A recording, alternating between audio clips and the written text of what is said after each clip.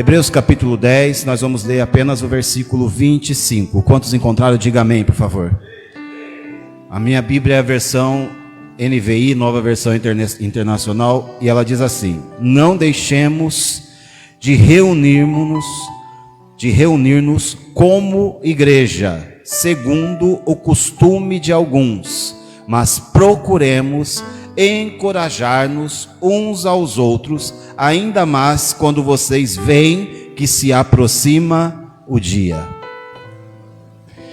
Queridos, esse texto aqui, ele é muito apropriado para os nossos dias. Nós estamos vivendo um tempo onde, além da pandemia, existe um movimento muito forte, chamado ou apelidado de desigrejados, aqueles que não fazem parte de igreja nenhuma, que não estão inseridos em nenhum grupo, que não fazem parte de família nenhuma. E o escritor de Hebreus viu isso acontecer nos seus dias também, não é uma novidade. É interessante que nós vemos as pessoas falando dos problemas atuais e eles não são novidades, a história parece que se repete numa proporção maior, mais elevada, mais numerosa, mas ela vive se repetindo. E aqui, esse incentivo, essa repreensão, essa admoestação da Bíblia é muito apropriada para os nossos dias. E ele está dizendo: não deixemos de nos reunir como igreja. Em alguma versão está dizendo: não deixemos de congregar. O que quer dizer isso? Não deixemos de nos reunir, de nos encontrar como igreja, como é costume de alguns. Ou seja, já havia pessoas com o costume de não se reunir como igreja. E isso não é uma coisa boa. Está claro neste versículo que isto não é uma coisa boa, deixar de se reunir como igreja, como é costume de alguns. Pelo contrário, gente, ele está falando, vamos se encorajar, ainda mais quando vocês percebem que se aproxima o dia. Que dia é esse? O dia da vinda do Senhor. Crente que é crente está sempre esperando Jesus voltar. Crente que é crente está sempre esperando Jesus voltar. Paulo esperava para os seus dias, os discípulos esperavam para os seus dias, o escritor de Hebreus esperava para o seu dia, mas nenhum deles tiveram tantos sinais como nós temos nos dias de hoje. Nós sabemos que a vinda do Senhor ela é iminente, ela se aproxima cada vez mais, e os sinais se multiplicam e crescem, feito a dor de parto de uma mulher, crescendo em intensidade, diminuindo de um tempo de um para o outro. E nós sabemos que Jesus está à porta para voltar. E nós vemos isso acontecer no nosso tempo, pessoas deixando de congregar, de se reunir como igreja. Não precisa muita coisa para as pessoas pararem de se reunir como igreja. E surge um movimento muito forte dizendo: eu não preciso estar na igreja, porque eu consigo me alimentar sozinho. Além do mais, eu consigo alimento na internet tão fácil hoje. E é uma ovelha que tem 1000 pastores. Antes um pastor tinha 1000 ovelhas. Agora as ovelhas têm 1000 pastores. Quando um pastor desafia ela, quando um pastor confronta ela, ela fala: eu vou para um outro aprisco, porque ali aquele pastor dá o que eu quero comer, ele me dá doce. Tem ovelha que gosta de doce.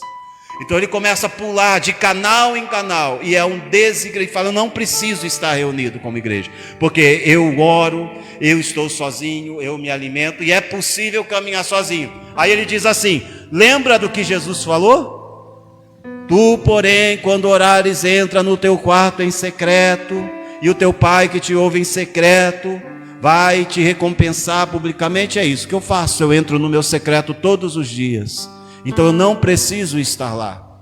Meus irmãos, é certo que Jesus falou isso em Mateus capítulo 6 ou 7, não me lembro onde está agora a oração do Pai Nosso. Está no capítulo 7, no Sermão do Monte.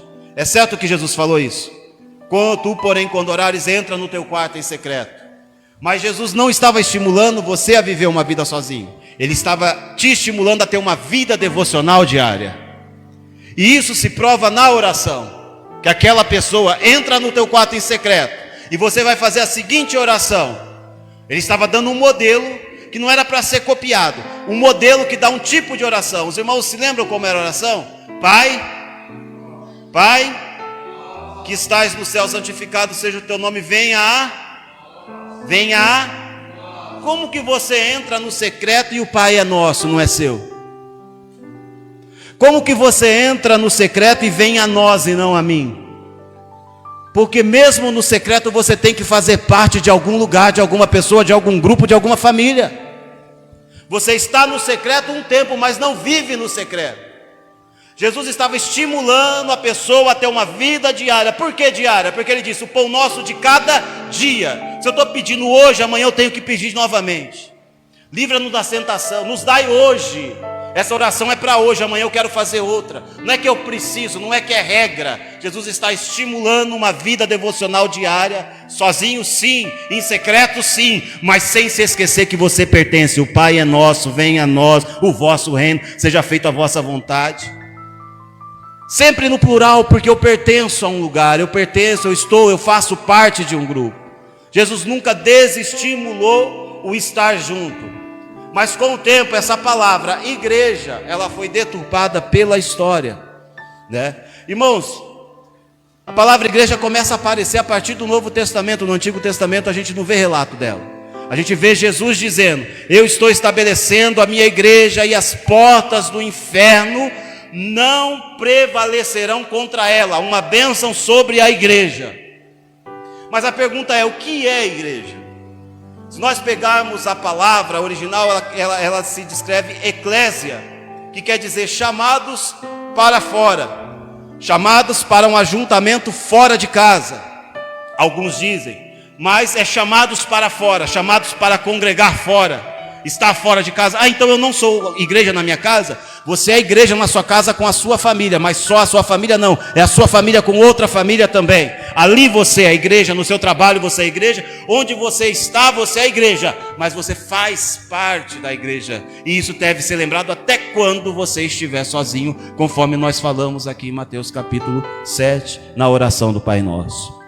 Então quando Jesus estabelece a igreja, e ele começa a juntar um povo que começa a o seguir, e ele está dizendo, eu estou formando o que vai ser a igreja. E aí em Atos essa igreja se manifesta. Em Atos capítulo 1, capítulo 2, você vê que 120 pessoas daqueles que andaram com Jesus estão juntos ali no dia de Pentecoste, quando aconteceu a festa de Pentecoste, Atos 2. É ali o início daquilo que se chama igreja. E nessa época, se você chegasse para alguém e falasse assim, olha, eu preciso ir a um mercado, jamais alguém ia falar assim, o mercado fica perto da igreja, porque igreja não é ponto de referência. Diga, igreja não é ponto de referência, mas se tornou. Não precisava falar isso, irmã Diana. Amém. Se tornou ponto de referência. Eu vou no mercadinho, na onde? Perto da igreja. Se você falasse isso para Pedro, Pedro ia falar, uai, a igreja não tem um lugar fixo, a igreja se move. A igreja um dia é numa casa, outro dia numa casa, a igreja é num prédio, a igreja é onde eu estou. A igreja pode ser aqui hoje, mas se nós resolvemos todo mundo entrar no ônibus e descer, a igreja passa a ser ali naquela rua. Porque a igreja é quando nós estamos juntos, isso é ser igreja. Então a igreja não é ponto de referência, não é um lugar. Igreja é um ajuntamento de pessoas com um propósito. Igreja é um ajuntamento de pessoas que têm algo em comum, aceitaram, entregaram a sua vida para Jesus e passaram a andar com Ele. Mas com o tempo, igreja virou construção. Começa a edificar templos, e a esses templos eles começam a chamar de igreja. Vamos na igreja. Mas nós é que somos a igreja. É errado eu dizer que igreja é uma construção, e eu creio que isso está muito claro na vida dos irmãos, está muito claro na mente dos irmãos. Os irmãos já sabem disso, mas nós precisamos lembrar às vezes. Agora, se igreja não é uma construção, o que é a igreja? A Bíblia dá algumas características para a igreja, e às vezes algumas comparações. Uma delas é que a igreja é a noiva de Cristo. Em uma outra ocasião nós vamos falar sobre isso. E como noiva, a igreja espera o noivo e se adorna para o dia do casamento, que é o dia quando o Senhor vai voltar para buscar a sua noiva, o dia mais esperado da nossa vida. Amém?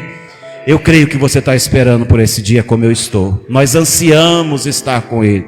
A noiva anseia estar com o noivo. Por isso ela não se apega às coisas dessa vida. Ela está ansiosa pelo dia do casamento. Ela não está preocupada se depois de casar a conta de água vai ser cara. Ela não está preocupada quanto será que nós vamos gastar de energia no primeiro mês. Não, ela quer saber como vai ser o meu casamento, como vai ser o meu vestido, quem será que vai estar na festa, como vai ser a nossa vida. Ninguém se preocupa com a conta de água no dia do casamento, meu irmão. E é isso que nós estamos esperando. Não a conta de água, mas o dia do casamento, o noivo que vem nos buscar. A igreja é a noiva de Cristo. A Bíblia também diz que a igreja, ela é um corpo, o corpo do Senhor.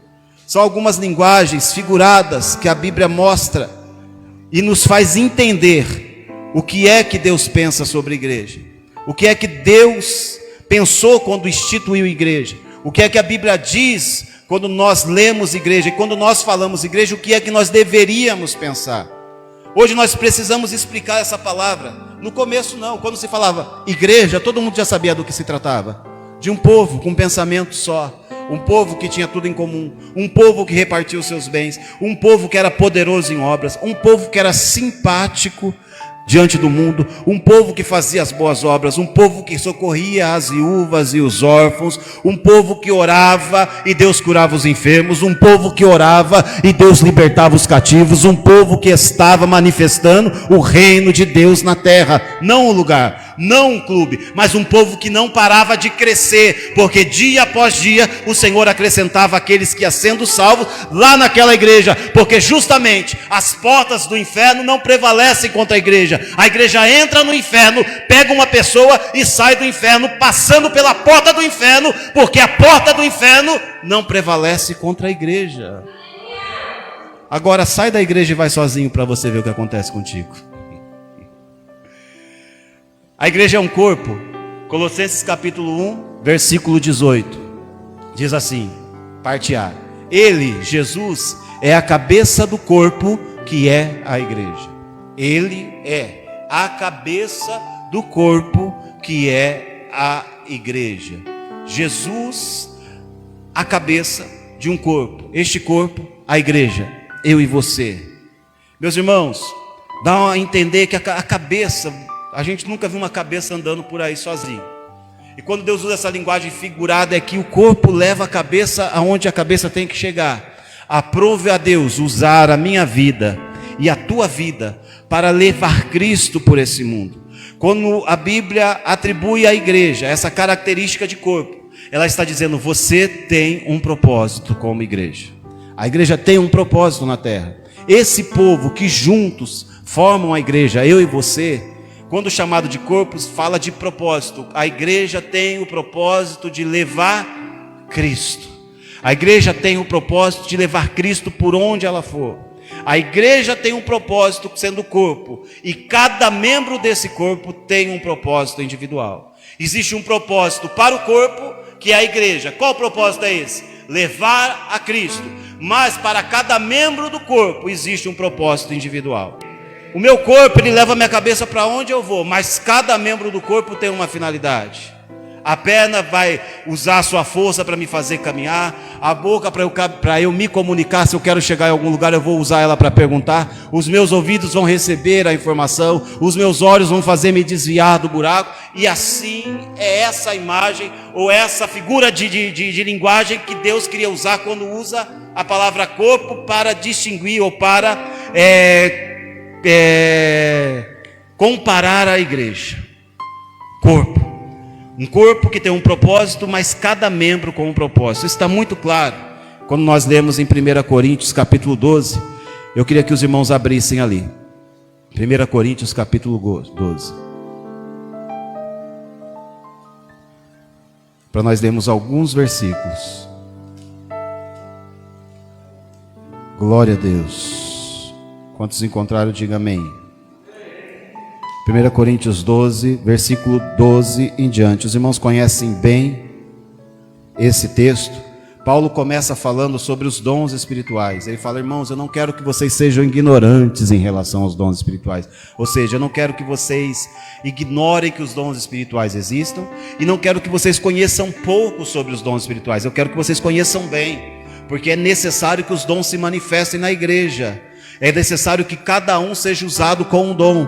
E aí ele vai usar a linguagem do corpo, porque cada membro tem uma finalidade. Então ele começa a partir do versículo 12 dizendo assim: ora, assim como o corpo é uma unidade, ou seja, um corpo só, com o mesmo propósito, embora tenha muitos membros e todos os membros, mesmo sendo muitos, formam um só corpo, assim também com respeito a Cristo. Pois em um só corpo todos nós fomos batizados em um único Espírito, quer judeus, quer gregos, quer escravos, quer livres, e todos nós foi dado beber de um único Espírito. O corpo não é feito de um só membro, mas de muitos. Se o pé disser, porque eu não sou mão, não pertence ao corpo, nem por isso deixa de fazer parte do corpo. E se o ouvido disser, porque não sou olho, não pertence ao corpo, nem por isso deixa de fazer parte do corpo. Se todo o corpo fosse olho, onde estaria a audição? Se todo o corpo fosse ouvido, onde estaria o olfato? Vamos parar um pouco aqui. Primeira coisa que Paulo fala: o corpo tem um propósito, é uma unidade, uma visão. E você precisa entender isso, que você faz parte de um propósito, que é levar Jesus. As últimas palavras de Jesus, quando ele ressuscitou e estava com os discípulos, é: ide e fazei discípulos por todas as nações. Essa é uma missão para a igreja, para o corpo, para você e para mim. Isso é para todo mundo. Agora cada um tem o seu jeito de fazer. Cada um tem uma área em que vai ser usado. Tem aquele que vai ser usado para equipar os irmãos para sair ao campo.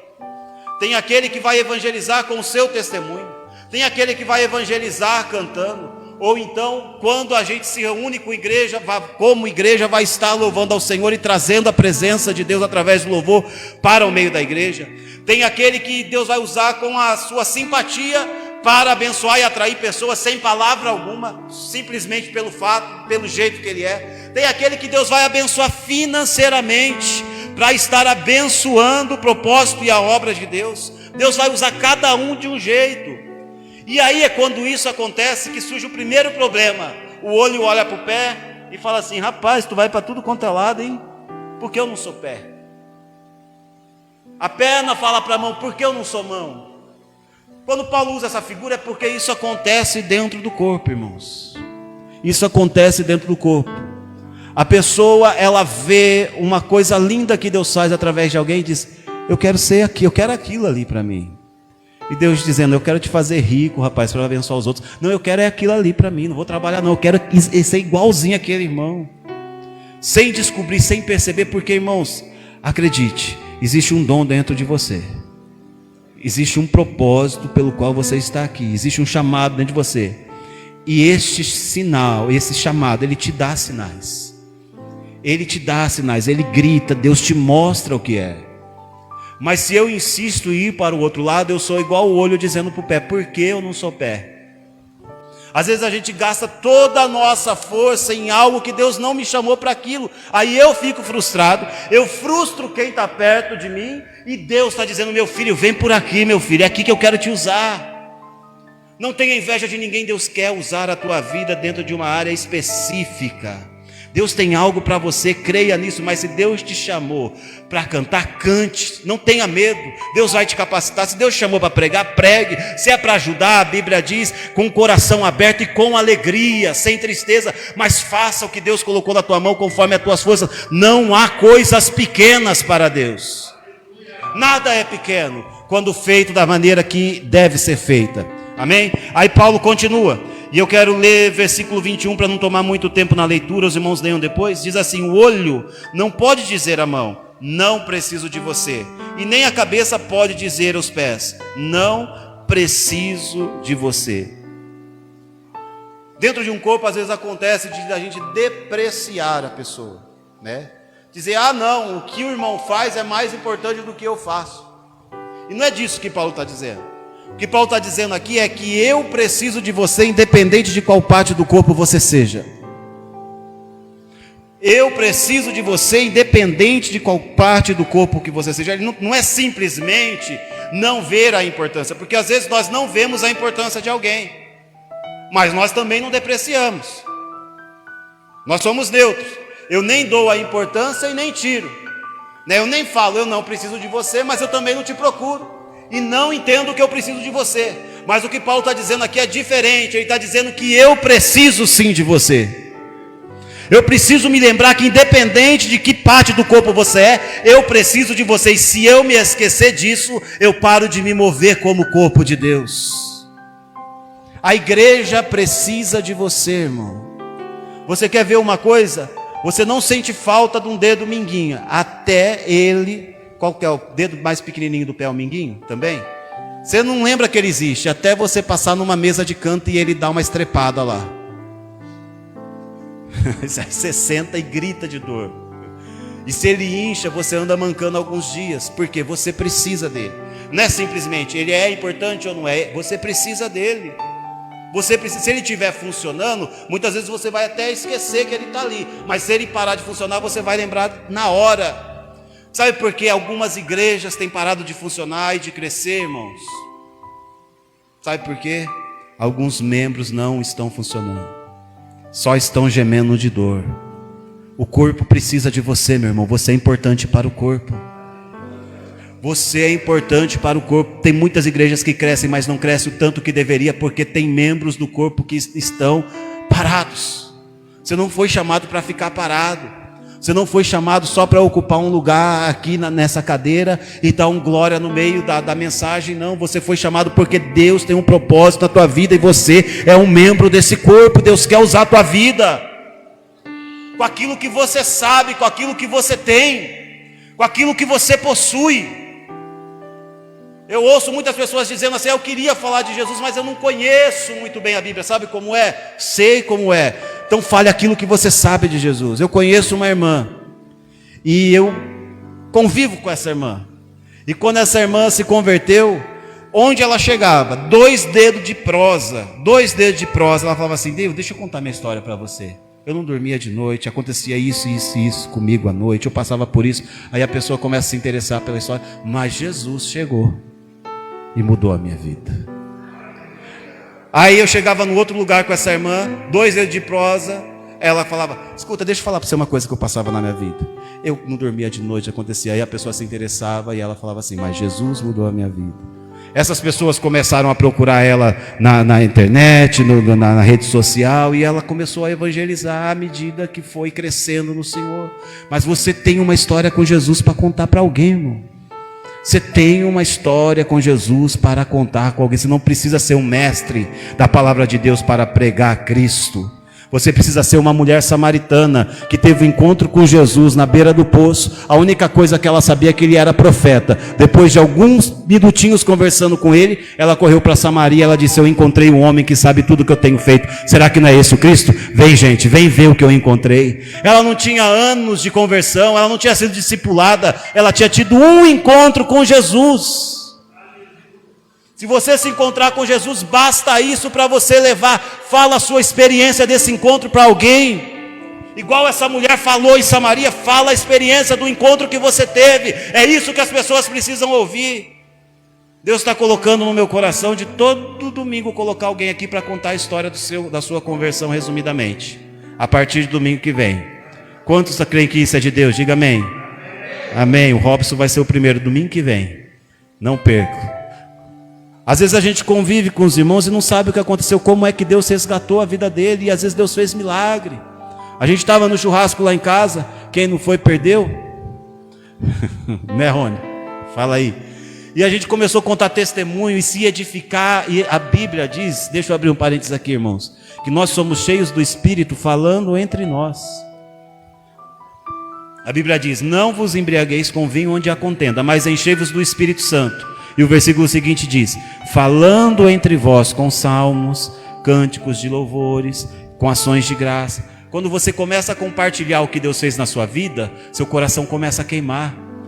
E a gente estava ali comendo carne, e os irmãos contando história e contando testemunho, o nosso coração queimando, e o Júlio falando em línguas no meio do churrasco, e a coisa acontecendo. Porque nós, gente, é cheio do Espírito, conversando. Nós mistificamos demais as coisas. A Bíblia diz que nós somos cheios do Espírito, somos cheios do Espírito quando nós falamos entre nós de coisas do céu. E cada um de vocês tem uma história, e eu quero saber a história de vocês, como Jesus chegou na tua vida. O primeiro vai ser o irmão Robson, domingo que vem, depois na sequência a gente vai ver. Amém? E aí você vai entender uma coisa: a tua história é a história de um monte de gente lá fora. O que Deus fez na tua vida, o que você passava antes de conhecer Jesus, é coisa que um monte de gente está passando lá fora, e você talvez tenha a resposta para ela. Eu falei para os irmãos lá no churrasco, eu conheci um rapaz, eu conheci a história dele, eu conheço ele pessoalmente, porque ele começou esse projeto do lado da minha casa, e uma vez ele contou a história dele no TED, aquele canal ali que um monte de gente fala, dá mensagens estimuladoras para as pessoas, né? Ele foi lá contar a história dele, e ele abriu um instituto onde ele oferecia aula de música gratuita para as pessoas, e ele é professor de piano, teclado. Só que chegou um rapaz lá e começou a fazer aula de violão. Ele tinha um professor de violão, só que depois de 2 aulas, esse professor de violão precisou se mudar do país. E esse rapaz, eles atendem crianças carentes. Esse menino ia ficar sem professor, e o coração dele partiu, né? O nome dele é Lucas, ele é presidente do Instituto Anelo, ali no Campo Grande. E ele disse que o coração dele partiu, e ele não queria mandar aquele menino embora sem aula. Aí ele começou a fazer aula de violão. Aí ele ia fazer aula de violão, por exemplo, na quarta-feira. O que ele aprendia na quarta, sábado ele ensinava para aquele menino. Na outra quarta ele fazia outra aula de violão. O que ele aprendia na quarta, ele ensinava para o sábado para o menino. Assim passou algum tempo. Esses dias eles foram no Luciano Huck com a banda oficial da Anelo.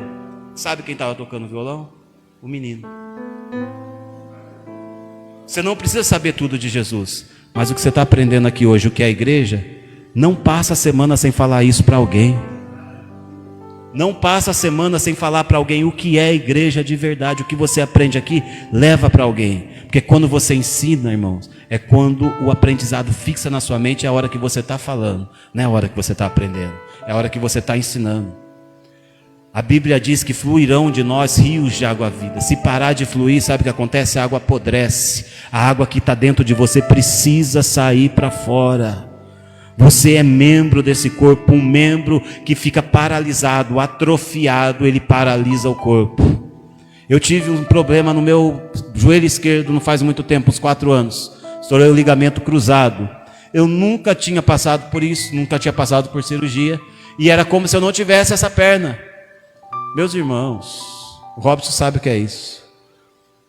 Então quando eu estou me movimentando aqui, usando 2 pernas, eu posso passar o microfone para uma mão, para outra mão, eu posso sentar, levantar, fazer um gesto. Se eu tivesse naqueles dias, eu ia estar sentado aqui, ou ia estar em pé com 2 muletas, eu ia estar com dois braços, 2 membros do corpo inutilizados, uma outra perna sendo forçada demais, porque um membro do corpo está machucado.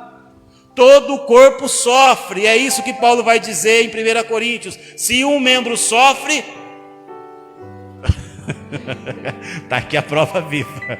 Se um membro sofre, todo o corpo sofre. E na igreja, irmão, se um membro resolver parar, você não vai parar sozinho.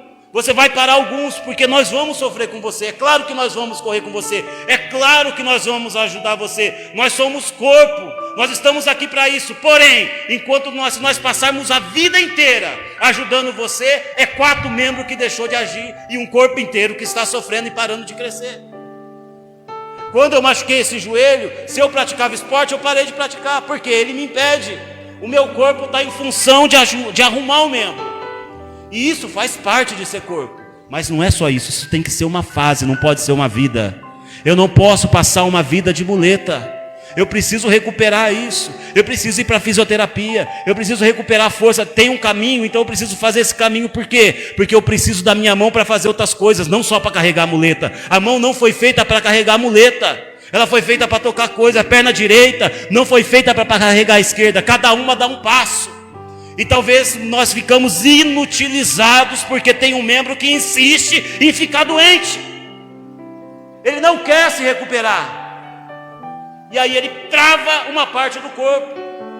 Para o corpo crescer, irmãos, para a igreja crescer, o corpo precisa se ajustar. Olha o que a Bíblia vai dizer em Efésios capítulo 4, versículo 16. Dele, todo o corpo, ajustado e unido pelo auxílio de todas as juntas, cresce e edifica-se a si mesmo em amor, na medida em que cada parte realiza a sua função.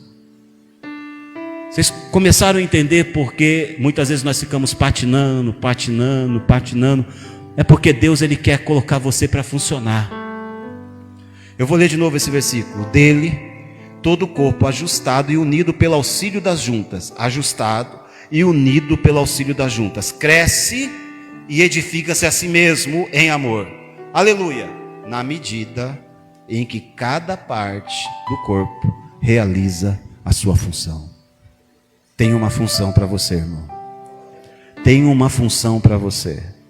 Talvez não seja aqui, talvez não seja cantando, mas tem uma função para você. Você faz parte desse corpo, tem uma função para você. Comece a fazer algo para o Senhor. Nós não fomos chamados só para ocupar um lugar na igreja, preencher uma cadeira, vir jantar no dia dos namorados. Tudo isso é muito bom, tudo isso faz parte de ser corpo, mas não é só isso. Deus quer usar a tua vida, amém? Deus quer usar a tua vida, Deus tem um propósito para a tua vida. Olha que coisa extraordinária, o Criador dos céus e da terra olhou aqui, olhou para Demi e falou assim: Demi, eu quero usar você, eu tenho um propósito para a tua vida, você vai ver o que é felicidade a hora que você descobrir o que é isso, começar a fazer aquilo que eu tenho para a tua vida. Começa a fluir, meu irmão, começa a levar o que você recebe para alguém. Não permita passar uma semana inteira sem falar do amor de Deus para uma pessoa. Experimenta, eu não tenho o que falar. Fala essa mensagem, eu não lembro, amanhã ela está no YouTube. Fica tranquilo que você vai receber um link lá. Ouve de novo e fala para alguém. Fala para alguém. Jesus quer usar a tua vida. Não é só eu, não é só o Júlio, não é só a minha esposa, não é só a Indianara, não é só o Robson. Deus quer usar a tua vida. Você é membro deste corpo, amém? Aleluias. A igreja é o corpo de Cristo, onde cada membro tem uma função. E a igreja, como o irmão Robson bem falou aqui, é uma família, é uma noiva, é um corpo. A gente não falou sobre noiva, mas um dia oportuno falaremos. A igreja também é um edifício de pedras espirituais, mas também não vamos falar sobre isso hoje. Mas a igreja é um corpo e a igreja é uma família. Olha o que a Bíblia diz em Efésios 2,19. Já não sois mais estrangeiros e peregrinos, mas concidadãos dos santos e da família de Deus. Você faz parte da família de Deus. No dia que você levantou a mão e aceitou Jesus, entregou a sua vida para o Senhor, nasceu de novo, você entrou para uma nova família. O que é necessário para fazer parte de uma família? Ou você nasce nela, ou você é adotado por ela, amém? Ou você nasce nela, ou você é adotado por ela. Você foi adotado e nasceu de novo. Você corre no seu sangue, nas suas veias o sangue de Jesus. Você tem o DNA do céu.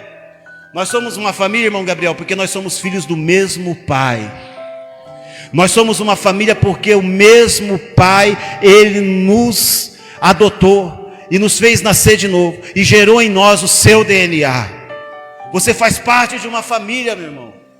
E como uma boa família, nós nos ajudamos. Como uma boa família, nós às vezes também nos batemos de frente um com o outro. Isso faz parte do relacionamento. Como uma boa família, tem aquele que dá mais trabalho. Como uma boa família, tem aquele que trabalha mais. Como uma boa família, tem aquele que traz muito problema. Como uma boa família, tem aquele que reclama mais. Tem aquele que é mais barulhento. Tem aquele que não faz barulho nenhum. Mas nós somos uma família. O amor de Deus está em nós. Nós precisamos entender isso. Porque quando eu entendo que eu faço parte de uma família, irmãos, quando eu entendo que eu pertenço a um povo, eu não vou ficar por aí saindo não está legal, eu vou embora. Vou para outro lugar. Já teve vez eu brigar com aquele rapaz ali lá em casa, o Caio. Se bem que é tranquilo. Mas nenhuma vez ele falou assim: não gosto mais de vocês não. Eu vou ver se o Robson me aceita na família dele. Vou ver se tem um lugarzinho para mim lá. Cansei de chamar Violinha, agora eu vou para a família do Júlio, vou chamar Bertucci. Não é assim que funciona, meu irmão. Deus te colocou dentro de uma família, você pertence a essa família e você vai passar por dificuldades nessa família. E é essa família que Deus te colocou. É a esta família que você pertence. Se um dia você for órfão nessa família, pode ir embora. Mas você só vai ser órfão se você quiser, porque nós estamos aqui com braços abertos para te acolher como família. Tem irmão mais velho para te dar conselho, tem irmão mais novo para te dar trabalho, tem pai para te puxar a orelha, tem mãe para te repreender, tem de tudo aqui, irmão, mas está tudo aqui dentro. Está tudo aqui dentro. O que você precisa está aqui, o que você precisa está na igreja. O que você precisa está na igreja. Se você sair dela, você não vai conseguir sozinho. Por isso que a Bíblia diz: não deixemos de nos reunir como igreja, como é costume de alguns. Porque se você deixar de se reunir como igreja, é um membro longe do corpo, é uma parte pertencente à família que está fora da família.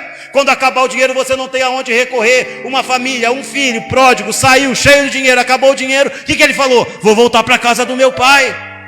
Se você for um membro da família, longe da família, vai acabar o recurso espiritual, você vai ficar sem nada, você vai passar fome e você vai morrer, porque você está longe da casa do teu pai. A casa não é esse edifício, a casa é esse povo que se reúne. Você faz parte disso. E se você não faz parte disso, você pode fazer parte disso. Porque existe uma outra mentira contada ao longo dos tempos, que todo mundo é filho de Deus, né? E quando o chicote estrala, a pessoa fala: eu também sou filho de Deus, né? Todo mundo é filho de Deus, mas não é isso que a Bíblia diz.